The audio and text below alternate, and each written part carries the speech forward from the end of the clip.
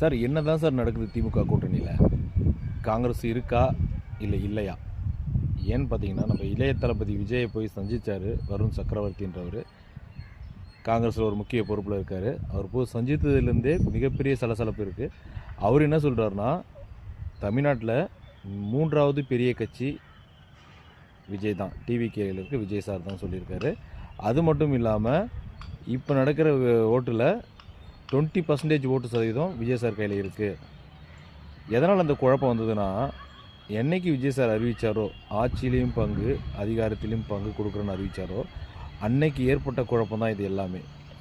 Vijay sir அரசியலுக்கு வரலன்னா இவங்க 2 பேரும் ஒத்துமையாக தான் இருந்திருப்பாங்க, ஒத்துமையாக தான் எலெக்ஷனில் நின்று இருப்பாங்க. அவர் வந்து இப்போ இவங்க 2 பேருக்குள்ளே பிரச்சனையை உருவாக்கிட்டார்.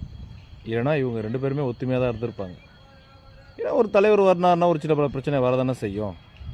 விஜய் சார் வந்திருக்காருன்னா அவர் என்ன சொல்கிறாரு, என் கூட வந்தீங்கன்னா உங்களுக்கு ஆட்சியிலையும் நான் பங்கு கொடுப்பேன், அதிகாரத்துலேயும் பங்கு கொடுப்பேன், ஏதோ ஒரு மினிஸ்டர் பதவியோ இல்லை ஏதோ ஒரு முக்கியமான பதவியோ கொடுத்து நான் உட்கார வைப்பேன்னு சொல்கிறாரு.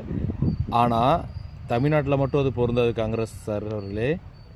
ஆந்திரா இருக்குது, கேரளா மிகப்பெரிய ரசிகர் பற்றாளம் கொண்ட இளைய தளபதி விஜய் பசி ரசிகர் பற்றாளம் கொண்ட கேரளா இருக்குது. அங்கேயும் உங்களுக்கு ஒரு உறுதுணையாக இருப்பார் விஜய் சார். எதுவாக இருந்தாலும் சிந்தித்து செயல்படுங்க. விஜய் சார் கன்ஃபார்மாக 20% ஓட்டு இருக்கார், நீங்கள் தான் சொல்லியிருக்கீங்க உங்கள் வயால். ஏன்னா அவரை பார்த்து இப்போ எல்லாருமே பயப்படுறீங்க, அது ஓகே தான். நீங்கள் கூட்டணியில் இருக்கீங்களா இல்லையா அதை நீங்கள் தான் சொல்லணும், விஜய் சார் சொல்ல மாட்டார்.